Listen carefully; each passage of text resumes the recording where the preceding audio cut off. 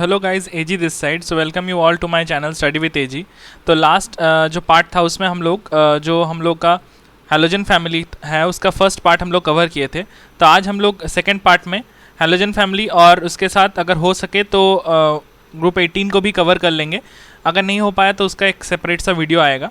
तो आज हम लोग अभी स्टार्ट करने वाले हैं क्लोरीन से, ठीक है। तो let's begin with chlorine. So chlorine was discovered in 1774 by Scheele by the action of HCl on MnO2। तो HCl के साथ MnO2 का रिएक्शन करा के Cl को निकाला था, ठीक है, क्लोरीन को। So in 18 Cl2 actually because chlorine gas form में रहता है Cl2, ठीक है, molecule. So in 1810 Davy established its elementary nature and suggested the name chlorine on account of its color। तो कलर के बेसिस में इसका नाम पड़ गया है क्लोरॉस, मतलब ग्रीनिश वाइट येलो, ठीक है। फिर उसके बाद हम लोग प्रिपरेशन देखते हैं। तो it can be prepared by any one of the following methods. पहली बात तो by heating manganese dioxide with concentrated hydrochloric acid, जैसे कि MnO2 plus 4HCl gives MnCl2 plus Cl2 plus 2H2O। However, a mixture of common salt and concentrated H2SO4 is used in place of HCl। NaCl plus MnO2 plus H2SO4 gives MnCl2 plus NaHSO4 plus 2H2O plus Cl2। By the action of HCl on potassium permanganate, K2KMnO4 plus 16HCl gives KCl plus MnCl2 plus 8H2O plus 5Cl2। तो ये वाला part जो है ये important है। By the action of HCl on potassium permanganate, 2KMnO4 plus 16HCl gives KCl plus MnCl2 plus Cl2 और H2O निकलता है, ठीक है। तो ये जो दो प्रोसेस है, ये दो प्रोसेस आपको अच्छे से याद होना चाहिए। पहली बात तो जो MnO2 के साथ ये वाला तो जो प्रिलिमिनरी प्रोसेस था, मतलब इसी से उसका डिस्कवरी हुआ था Cl2 का। उसके बाद जो है however a mixture of common salt and concentrated H2SO4 को भी यूज़ कर सकते हैं इन प्लेस ऑफ HCl, क्योंकि वो भी अल्टीमेटली वही देगा, HCl बना देगा और यहाँ पे NaHSO4 बना देगा, ठीक है। तो ये समझ में आ गया। और यहाँ पे आप लोग को मिल जाएगा ये भी पोटेशियम परमंगनेट के साथ भी अगर हम लोग HCl यूज़ करेंगे तो वो भी सेम रिएक्शन देगा, मतलब सेम इन द सेंस वो MnCl2 KCl देगा, 8H2 देगा, सिर्फ Cl2 मिल जाएगा, ठीक है। उसके बाद मैन्युफैक्चरिंग ऑफ क्लोरीन, तो किस प्रोसेस से करते हैं, उसका प्रोसेस का नाम है डियाकन्स process. So by oxidation of hydrogen chloride gas by atmospheric oxygen in the presence of copper chloride catalyst। तो ये बहुत बार मैच द कॉलम में पूछा गया कि डियाकन्स प्रोसेस में कौन से कैटलिस्ट का यूज़ किया जाता है, तो वो होगा CuCl2 कैटलिस्ट एट 723 केल्विन, ठीक है। सो 4HCl plus O2 in presence of CuCl2 gives 2Cl2 plus 2H2O। इसके बाद जो लिखा हुआ है electrolytic process, so chlorine is obtained by the electrolysis of brine solution. So chlorine is liberated at anode, it is also obtained as a by product in many chemical industries. उसके बाद हम लोग आते हैं प्रॉपर्टीज में। So it is a greenish yellow gas with pungent and suffocating order. तो इसका भी जो ऑर्डर होता है वो भी थोड़ा सा अमोनिया के जैसा पंजेंट होता है और सफोकेटिंग होता है, ठीक है। तो घुटने वाला, दम घुटने वाला इसका ऑर्डर होता है, ठीक है। It is about 2 to 5 times heavier than air. So हवा से 2 से 5 गुना ज़्यादा भारी होता है। It can be liquefied easily into greenish yellow liquid which boils at 239 kelvin.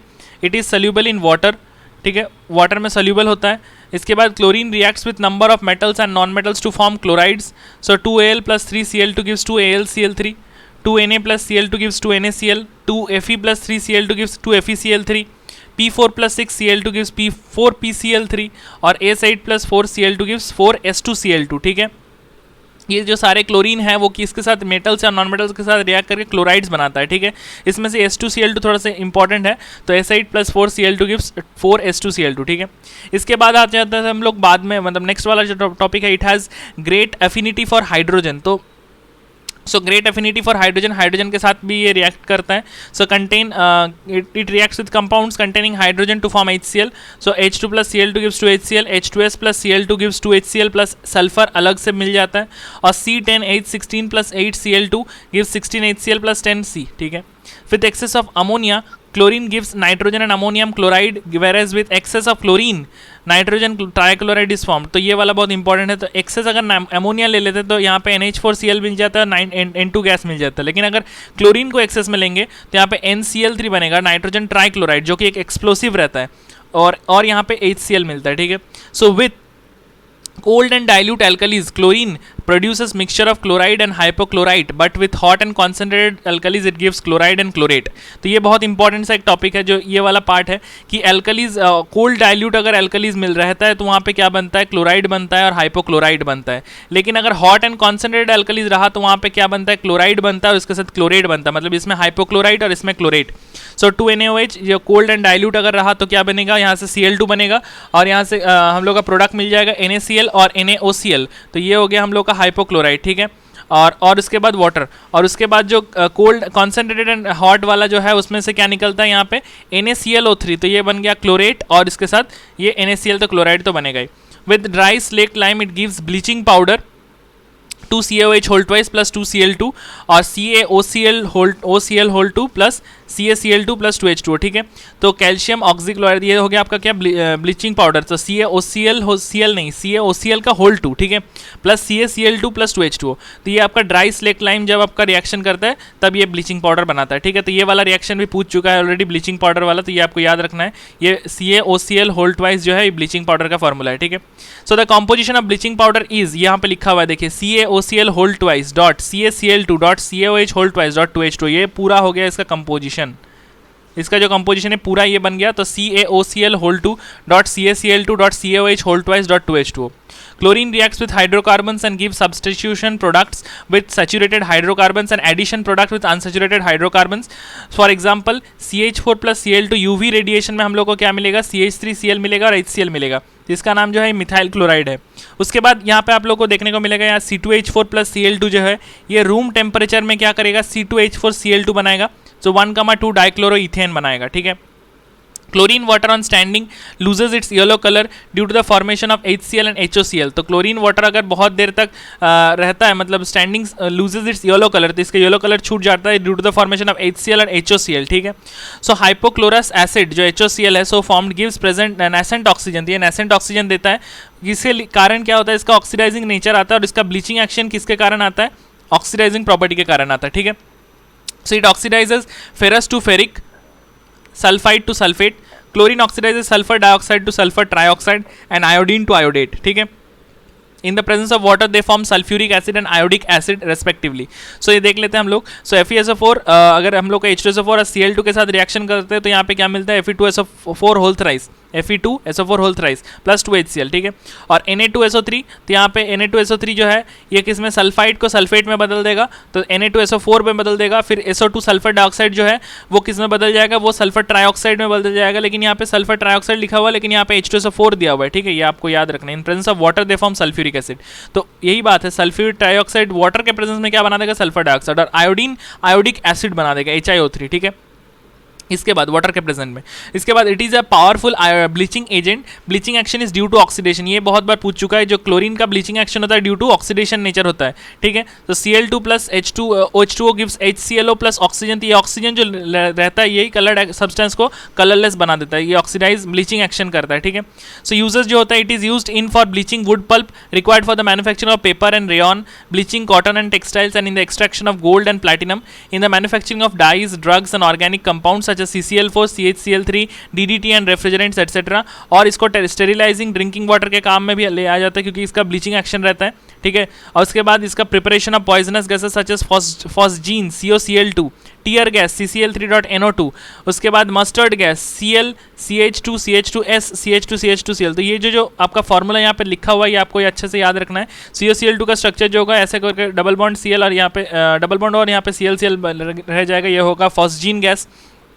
Tear gas का फॉर्मूला है CCl3.NO2, मतलब ये हो गया C कार्बन में ये वाला 3 क्लोरीन लग जाएगा और एक हो जाएगा आपका NO2, तो ये हो गया आपका टीयर गैस। मस्टर्ड गैस का फॉर्मूला कैसा होगा, मस्टर्ड गैस ऐसे देखने को लगेगा CH2CH2, मतलब यहाँ पे इथेन, एक इथेन बनाइए पहली बात, तो उसके बाद यहाँ पे आपको सल्फर लगाना पड़ेगा, फिर यहाँ पे ऐसे सेम और यहाँ पे क्लोरीन लगा दीजिए, बस यहाँ पे क्लोरीन और यहाँ पे क्लोरीन, ऐसा टाइप का होगा इसका स्ट्रक्चर, ठीक है। इस क्लोरीन का इस बॉन्ड को अलग से बना देते हैं, ठीक है, ये हो गया आपका मस्टर्ड गैस। तो ये तीनों आपको फॉर्मूला जो है आपको अच्छे से याद रखना है। उसके बाद जो एग्जांपल 7.17 है, right the balanced chemical equation for the reaction of Cl2 with hot and concentrated NaOH। तो हम लोग ने पहले ही देख लिया कि हॉट एंड कंसंट्रेटेड NaOH के साथ ये क्या बनाता है। पहली बात तो ये बनाता है आपका क्लोराइड बनाता है, और उसके साथ क्या बनाता है, उसके साथ ये बनाता है क्लोरेट, ठीक है, क्लोराइड और क्लोरेट बनाता है। और अगर कोल्ड और डाइल्यूट रहा तब क्या बनाता है, तब क्लोराइड और बनाता है क्या, हाइपोक्लोराइट, ठीक है। तो ये सारे याद रखने हैं। तो फिर Cl2NaOH के साथ अगर रिएक्शन करता है तो NaCl बनाता है और NaClO3 बनाता है वाटर, ठीक है। So yes, chlorine from zero oxidation state changes to -1 and +5 oxidation state, तो एक ज़्यादा और एक कम, तो यहाँ पे क्या हो गया, डिस्प्रोपोर्शनेशन रिएक्शन हो गया। Now give the reasons for bleaching action of Cl2, तो वही ऑक्सीडाइजिंग नेचर, क्योंकि Cl2 ऑक्सीडाइजिंग नेचर शो करता है, ठीक है, जिसके कारण क्या हो जाता है, उसका ब्लीचिंग एक्शन हो जाता है। So name two poisonous gases which can be prepared from chlorine gas, तो एक टीयर गैस हो गया, एक फॉस्जीन हो गया, एक मस्टर्ड गैस हो गया, तो आपको पता हो गया, ठीक है। उसके बाद hydrogen chloride, so it bleaches vegetable और organic matter in the presence of moisture. Bleaching effect of chlorine is permanent, ये बहुत एक इंपॉर्टेंट सा पॉइंट है। ब्लीचिंग इफेक्ट ऑफ क्लोरीन जो होता है वो परमानेंट होता है, ठीक है। Glauber prepared this acid in 1648 by heating common salt with concentrated sulfuric acid. The heating concentrated sulfuric acid. Davy in 1810 showed that it is a compound of hydrogen and chlorine. ठीक है, preparation हम लोग lab में कैसे बनाते हैं ये देख लेते हैं लैब मेथड में। It is prepared by heating sodium chloride with concentrated sulfuric acid. So NaCl plus H2SO4 gives what? 420 Kelvin के प्रेजेंस में NaHSO4 और HCl बनाएगा। फिर NaHSO4 को NaCl के साथ रिएक्ट करेंगे तो Na2SO4 बनेगा 823 केल्विन में, HCl के प्रेजेंस HCl और Na2SO4। HCl gas can be dried by passing through concentrated sulphuric acid. So ये जो HCl गैस है वो कैसे ड्राई किया जा सकता है, बाय कंसनट्रेटेड सल्फ्यूरिक एसिड में उसको पास करा कर ड्राई किया जा सकता है, ठीक है। सो पहली बात जो है NaCl H2SO4 के साथ रिएक्ट करके NaHSO4 और HCl बनाता है। अब ये जो NaHSO4 है इसको NaCl के साथ रिएक्ट करके 823 केल्विन में Na2SO4 और HCl बनाया जाएगा, ठीक है। उसके बाद हम लोग देखेंगे properties. So it is a colourless and pungent smelling gas, it is easily liquefied to a colourless liquid, ठीक है, कलरलेस लिक्विड में कन्वर्ट किया जा सकता है, and freezes to a white crystalline solid. It is extremely soluble in water and ionizes as follows: HCl plus H2O gives H3O plus और Cl minus सिर्फ sorry. तो ये हो गया क्या, Ka is equals to 10⁻⁷, मतलब इसका जो dissociation constant, acid dissociation constant बहुत ज़्यादा है, हाई है, तो इसीलिए ये एक्सट्रीमली सोल्यूबल होता है वाटर में, आयनाइज कर जाता है बहुत आसानी से, ठीक है। Its aqueous solution is called as hydrochloric acid, तो इसका जो एक्वस सोल्यूशन होता है उसका नाम हाइड्रोक्लोरिक एसिड होता है। तो high value of dissociation constant indicate that it is a strong acid in water. It reacts with NH3 and gives what, and gives white fumes of NH4Cl। तो NH3 के साथ HCl रिएक्शन करके NH4Cl बनाता है जो कि white fumes release करता है। तो व्हेन 3 पार्ट्स ऑफ, अब नेक्स्ट जो पार्ट है ये बहुत सा इंपॉर्टेंट पार्ट है, इसका अच्छे से याद रखना है। सो व्हेन ये JEE एडवांस का क्वेश्चन है, 2 बार शायद पूछ चुका है इसके ऊपर क्वेश्चन JEE एडवांस ने, बहुत अच्छा क्वेश्चन बन सकता है। So when 3 parts of hydrogen chloride gas, so HCl, and 1 part of concentrated HNO3 are mixed, so aqua regia is formed, which is used for the dissolving of noble metals such as gold and platinum. तो इसका जो 2 reaction है बहुत बहुत important है। तो Au gold plus 4H plus plus 4Cl minus, मतलब HCl दिया हुआ और NO3 माइनस दिया हुआ है। क्या बनाता है ये, पहली बात तो AuCl4 माइनस बनाएगा। यहाँ पे ऑक्सीडेशन स्टेट अगर आपको देखने को मिलता है ये +3 आता है गोल्ड का, और NO बनता है NO, और यहाँ पे क्या बनता है 2H2O, ठीक है। तो NO गैस जो बनता है ये इंपॉर्टेंट है, यहाँ से क्वेश्चन आया है कि NO गैस बनता है कि मतलब कौन सा गैस बनता है, ठीक है। फिर उसके बाद प्लैटिनम को अगर हम लोग वही सेम प्रोसेस के साथ H प्लस और NO3 माइनस और Cl माइनस में देंगे तो क्या मिलेगा हम लोग को, PtCl6 माइनस। यहाँ पे आपको देखने को मिल जाएगा इसका जो ऑक्सीडेशन स्टेट आएगा +4 आएगा, ठीक है, और NO रहेगा, और यहाँ पे 4H2O 8H2O, ठीक है, ठीक है। अब इसके बाद hydrochloric acid decomposes salts of weaker acid, example carbonate, hydrogen carbonate, sulphides etcetera. So Na2CO3 plus 2HCl gives 2NaCl plus H2O plus CO2, NaHCO3 plus HCl gives NaCl plus H2O plus CO2, और Na2SO3 plus 2HCl gives 2NaCl plus H2O plus SO2, ठीक है। ये सारे जो है आपको याद रखने अच्छे से, ठीक है। अब इस यूजेस देख लेते हैं इसके। तो it is used in the manufacturing of chlorine, NH4Cl and glucose from corn starch. उसके बाद form extracting glue from bones and purifying bone black, और उसके बाद जो है in medicine and as a laboratory reagent, ठीक है। So when HCl reacts with finely powdered iron it forms ferrous chloride and not ferric chloride, क्यों, मतलब why. So its reaction with iron produces H2, ठीक है। सो Fe plus 2HCl जो बनता है तो वो FeCl2 और H2 बनता है। तो लिबरेशन ऑफ हाइड्रोजन क्या होता है, फॉर्मेशन ऑफ फेरिक क्लोराइड बनने को प्रिवेंट करता है। मतलब ये जो होता है हाइड्रोजन जो हो जाता है ये रिलीज हो जाता है, तो ये क्या हो जाता है, एनवायरमेंट में रिलीज होने के कारण liberation of hydrogen gas prevents the formation of ferric chloride. तो फेरिक क्लोराइड बनने के लिए वो प्रॉब्लम क्रिएट करता है, तो ये ठीक है। ये आपको रीजन भी अच्छे से याद रहना चाहिए, मतलब कौन सा बनेगा, फेरस क्लोराइड बनेगा कि फेरिक क्लोराइड बनेगा। तो आपको याद रखना कि फेरस क्लोराइड बनेगा, फेरिक क्लोराइड नहीं बनता है, ठीक है, HCl के साथ रिएक्शन में। अब oxo acids of halogens, so due to high electronegativity and small size fluorine forms only 1 oxo acid HOF known as fluoric acid or hypofluorous acid, ठीक है। So the other halogens form several oxo acids. Most of them cannot be isolated in pure state. They are stable only in aqueous solutions or in the form of their salts. The oxo acids of halogens are given in table 7.10 and the structures are given in table figure 7.8. तो ये जो है table 7.10 में oxo acids दिया हुआ है। तो यहाँ पे आपको हेलिक एसिड मिलेगा जिसको हम लोग हाइपोहेलस भी कहते हैं। हेलिक 3 मतलब जो 3 ऑक्सीडेशन स्टेट वाला है उसको हम लोग हेलस भी कहते हैं। हेलिक जो 5 वाला है उसको हम लोग हेलिक एसिड भी कहते हैं, और जो हेलिक +7 वाला है उसको हम लोग पर हेलिक भी कहते हैं, ठीक है। सो यहाँ पे आपको देखने को मिलेगा सिर्फ हेलिक एसिड मतलब जो हाइपोहेलस एसिड है वो सिर्फ फ्लोरीन क्लोरीन वो सारे बनाता है, मतलब फ्लोरीन क्लोरीन ब्रोमीन आयोडीन सारे बनाते हैं, तो HOF HOCl HOBr HOI। लेकिन हेलिक जो है वो सिर्फ क्लोरीन बनाता है, मतलब हेलस, सॉरी हेलिक नहीं हेलस एसिड जो है मतलब +3 वाला वो सिर्फ क्लोरस एसिड मतलब सिर्फ क्लोरीन बनाता है। फिर उसके बाद से हेलिक एसिड जो +5 वाला है वो और पर हेलिक वाला ये बाकी तीनों सारे बनाते हैं एक्सेप्ट फ्लोरीन को छोड़ के। सो HOClO2 HOBrO2 HOiO2 HOClO3 HOBrO3 and HOiO3, ठीक है, ये सारे बनाते हैं, ठीक है। अब इसका जो स्ट्रक्चर है आपको याद रखना है, तो क्लोरीन के साथ आपको हमेशा याद रखना कि एक OH बॉन्ड तो रहेगा ही रहेगा। अगर एक OH बॉन्ड देने मिल गया इसको, उसके बाद इसको आप सिर्फ डबल बॉन्डेड O ऐड करते रहिए, या जैसे कि chlorous acid.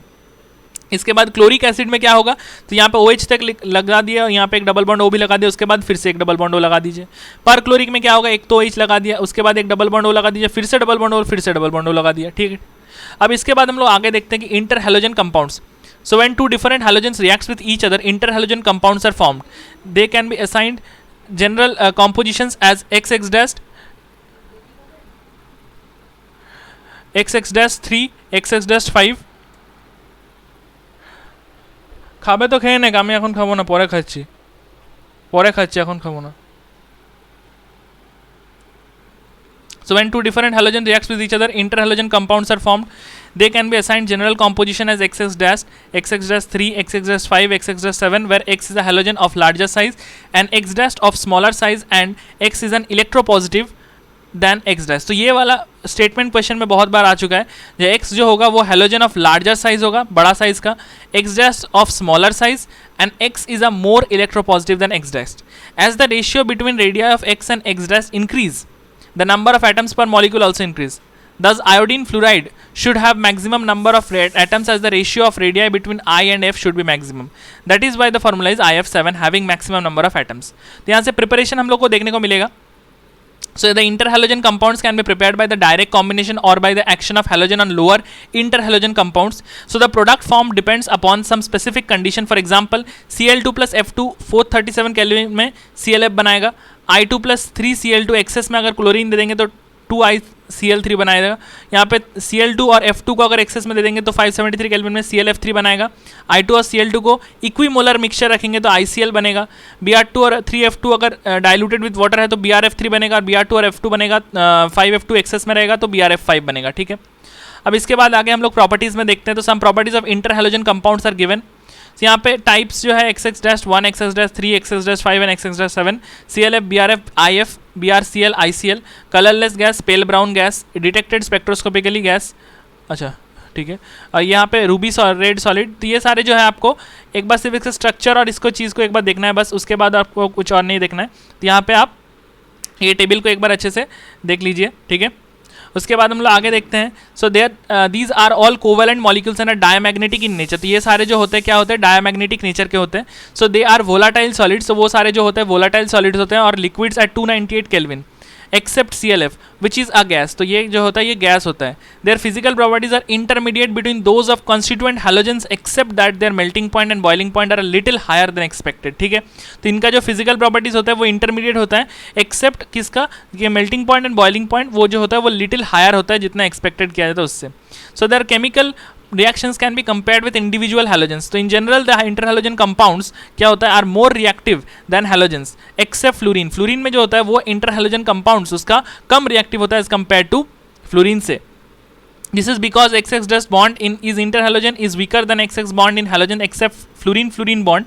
So all these undergoes hydrolysis giving halide ion derivatives from the smaller halogens and a hypohalite जिसको हम लोग XX- कहते हैं। halite when XX-3 halate और XX-5 and perhalate XX-7 anion derive from the larger halogens. तो XX- plus water देंगे तो HX- और HOX बनेगा। So their molecular structures are very interesting which can be explained on the basis of the VSEPR theory. The XX-3 compound have the bent T shape, XX5 has a square pyramidal and IF7 has pentagonal bipyramidal structure. ठीक है, तो ये सारे जो structures ये आपको यहाँ से देखने को मिलेगा. ये एग्जाम्पल देखने को है कि discuss the molecular shape of BrF3 on the basis of VSEPR theory. So the central atom Br has 7 electrons in the valence shell.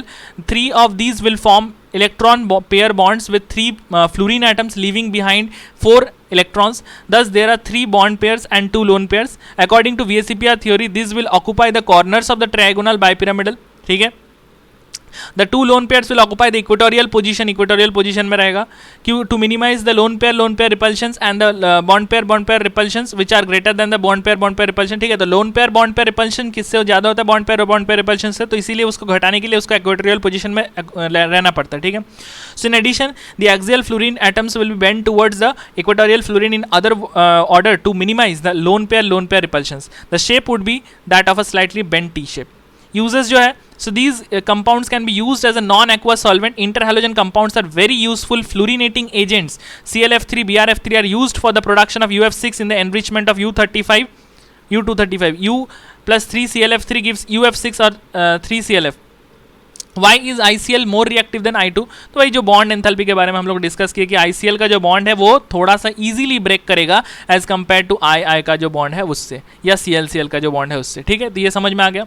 हम लोग आगे देखते हैं group 18 elements. So group 18 elements of consist of 6 elements, helium, neon, argon, krypton and xenon and radon. ठीक है, तो ये तो सबको पता है. ऑल दीज आर गैसेस, ये सारे गैसेस होते हैं और केमिकली क्या होते हैं, अनरिएक्टिव होते हैं. ठीक है, so they form very few compounds, से बहुत कम कंपाउंड्स बनाते हैं. Because of this they are termed as noble gas. Noble gases बोला जाता है इन लोग को. अकरेंस जो है, so all the noble gases जो है except radon occur in the atmosphere. Their atmospheric abundance in dry air is 1% by volume of which argon is the major constituent. तो आर्गन होता है मेजर कंस्टिट्यूएंट. ठीक है, helium and sometimes neon are found in minerals of radioactive origin. Example pitch blende, monazite and cleveite. ठीक है, the main commercial source of helium is natural gas. Xenon and radon are the rarest elements of the group. Radon is obtained as a decay product of 226 radium. So 22688 gives 86 radon 222 और 2He4, मतलब एक alpha particle यहाँ से emit होता है. ठीक है, अब why are the elements of ये अल्फा पार्टिकल. ठीक है, इसको हम कंप्लीट लिख लेते हैं. ठीक है, so why are the elements of group 18 known as noble gases? So the elements present in group 18 have their valence shell orbital completely filled and therefore react with a few elements only under certain conditions. So therefore they are known as noble gases. ठीक है, तो ये सारे कुछ ठीक है कि वो बहुत कम रिएक्ट करते हैं, बहुत कम कंपाउंड्स बनाते थे, ये सारे हो गए. The important atomic and physical properties of group 18 elements along with their electronic configurations are given in the table. तो ये जो टेबल में आपको देखने को मिल रहा है कि यहाँ पे क्या क्या लिखा हुआ है, इसका atomic mass, electronic configuration, atomic radius जितना नीचे जाएंगे उतना बढ़ते रहेगा. आयनाइजेशन एंथैल्पी क्या होगा, घटते रहेगा. इलेक्ट्रॉन गेन एंथैल्पी क्या होगा, बट थोड़ा सा बढ़ा, फिर यहाँ पे फिर से घट गया, फिर यहाँ से सेम रहेगा ऑलमोस्ट, फिर यहाँ से फिर से घट गया, फिर यहाँ से फिर से घट गया. ठीक है, फिर डेंसिटी भी आपको देखने को मिलेगा, मेल्टिंग पॉइंट, बॉइलिंग पॉइंट, ये भी आप कर देंगे, ये तो बहुत ही आसान चीज़ है.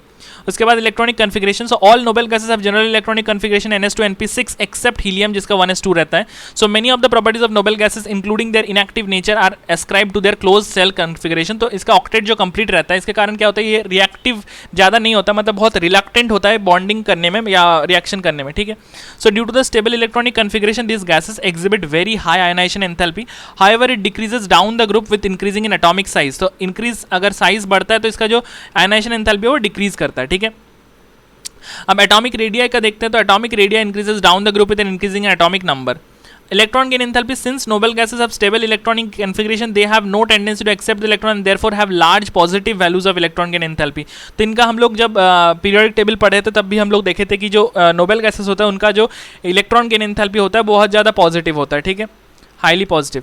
फिर उसके बाद फिजिकल प्रॉपर्टीज. तो all the noble gases are monoatomic, सारे मोनोएटॉमिक होते हैं, कलरलेस होते हैं, ऑर्डरलेस होते हैं, टेस्टलेस होते हैं.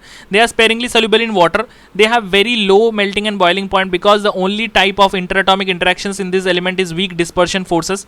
Helium has the lowest boiling point जो 4.2 केल्विन होता है and any of the known substance. तो मतलब ज़्यादातर मतलब जितना भी सब्सटेंस हम लोग को पता है उसमें से सबसे कम बॉइलिंग पॉइंट अगर किसका होगा तो वो 4.2 केल्विन हीलियम का होगा. ठीक है, so it is an unusual property of diffusing through most commonly used use laboratory material such as rubber, glasses और प्लास्टिक्स। तो ये सारे से मतलब क्या करते हैं, डिफ्यूज कर जाते हैं। तो ये बहुत ही अजीब सा प्रॉपर्टी है इसका। तो noble gases have very low boiling points. Why? Noble gases being monoatomic have no interatomic forces except weak dispersion forces, जिसको हम लोग वैन डर वाल फोर्सेज भी कहते हैं। So they are liquefied at very low temperature, hence they have low boiling points. ठीक है, इसके बाद हम लोग आ जाते हैं chemical properties. So in general noble gases are least reactive, so their inertness to chemical reactivity is attributed to the following reasons. So the noble gases except helium have completely filled NS2 NP6 electronic configuration in the valence shell, और they have high ionization enthalpy and more positive electron gain enthalpy. So the reactivity of noble gases has been investigated occasionally ever since their discovery, but all attempts to force them to react to form compounds were unsuccessful for quite a few years. In March 1962, Neil Bartlett क्या किया, university of then at the university of British Columbia observe the reaction of noble gases. First he prepared a red compound which is formulated as O2PtF6-। तो ये आपको compound का जो formula है ये थोड़ा सा याद रखना पड़ेगा, O2 + PtF6-। So when he then realized that the first ionization enthalpy of molecular oxygen, that is 1175 kJ per mole, was almost identical with that of xenon, 1170 kJ per mole. He made efforts to prepare same type of compounds with xenon and was successful in preparing another red colored compound Xc plus PtF6- by mixing PtF6 and xenon. So after this discovery, a number of xenon compounds, mainly with most electronegative elements like fluorine and oxygen, have been synthesized. The compounds of krypton are fewer. Only the difluoride, that is KrF2, has been studied in detail. Compound of radon have not been isolated but only identified, that is RnF2, by radio tracer technique. No true compounds of Ar, Ne and He, मतलब helium, neon और argon का अभी तक पता नहीं चला है। ठीक है, तो xenon fluorine compounds जो है, so xenon forms 3 binary fluorides XeF2, XeF4 and XeF6 by the direct reaction of elements under appropriate experimental conditions. तो पहली बात, Xe plus F2 अगर xenon को एक्सेस में लिया जाता है तो XeF2 बनाता है 673 kelvin 1 bar pressure.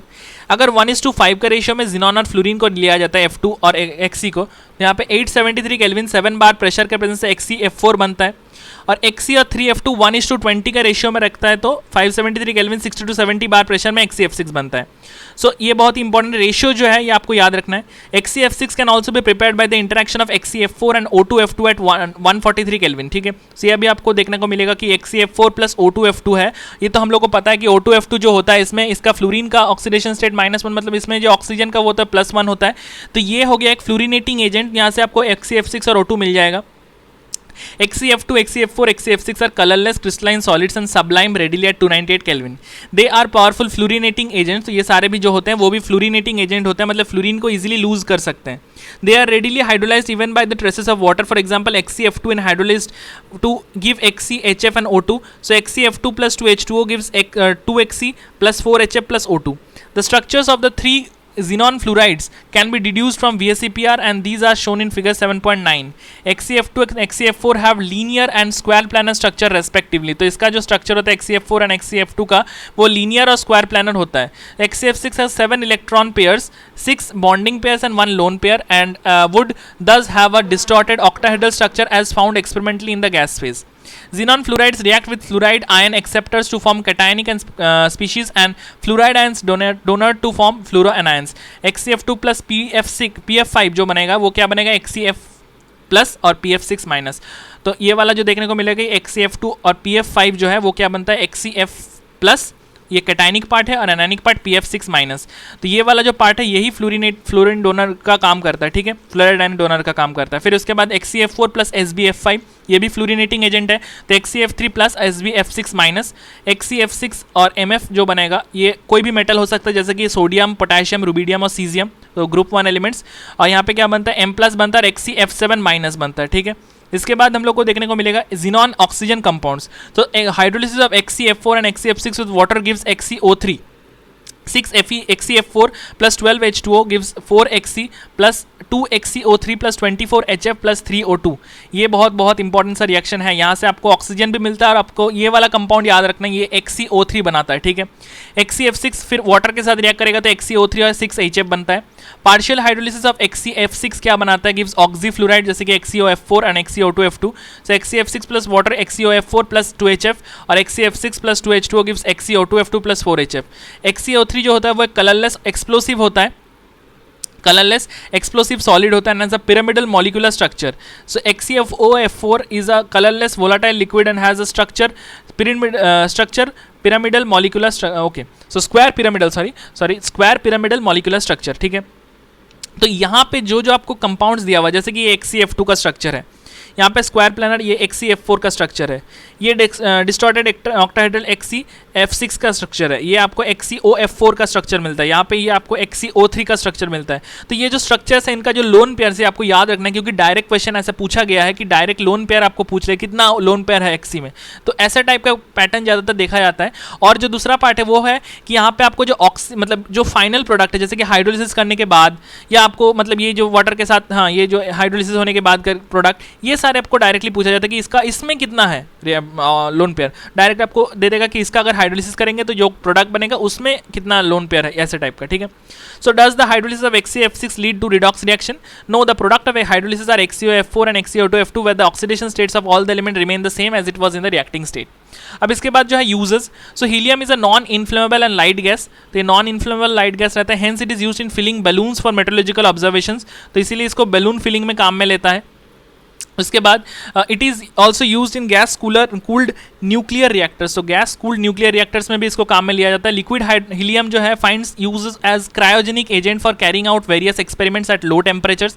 It is use to produce and sustain powerful super conducting magnets which forms an essential part of modern NMR spectrometers and MRI images systems. मतलब जो मैग्नेटिक रेजोनेंस इमेजिंग सिस्टम्स है for clinical diagnosis. It is also use as a diluent for oxygen in modern diving apparatus. तो diving apparatus में हम लोग किसको use करते हैं? हीलियम को यूज करते हैं, because it of its low solubility in blood. तो इसका जो रीजन यहाँ पे पहला जो क्वेश्चन है उसका रीजन यहाँ पे मिल गया, very low solubility in blood.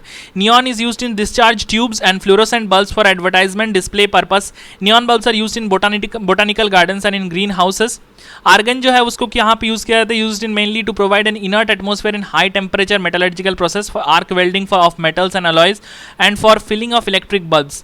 It is also used in the laboratory for handling substances that are air sensitive. There are no significant uses of xenon and krypton. They are used in light bulbs as designed for special purpose. तो balance the following reaction, ये तो आपको HCF6 और H2O वाला, ये आपको पहले भी हम लोग पढ़ चुके हैं, तो आप यहाँ से आपको इसको कंप्लीट कर लीजिए. और यहाँ पे why has it been difficult to study the chemistry of radon? बहुत बिल्कुल कम अमाउंट में रहता है क्योंकि वो रेडियो एक्टिव नेचर का रहता है, तो इसीलिए उसका हम लोग को मिलता नहीं है. तो ये सारा जो हो गया यहाँ तक हम लोग का ये कवर हो गया. तो ये हो गया हम लोग का P ब्लॉक पूरा ख़त्म, यहाँ पे कंप्लीटेड P ब्लॉक. तो मैं इस वीडियो को एंड करने से पहले एक ही चीज़ बोलना चाहूँगा कि अगर आपको ये वीडियोस अच्छा लग रहा है तो प्लीज़ इसको लाइक कीजिए, मेरे चैनल को सब्सक्राइब कीजिए, और अगर आपके दोस्तों के साथ इस वीडियोज़ को क्या कर सकते हैं, शेयर कर सकते हैं, ताकि आप सबको एक साथ बेनिफिट हो. तो thank you, have a nice day.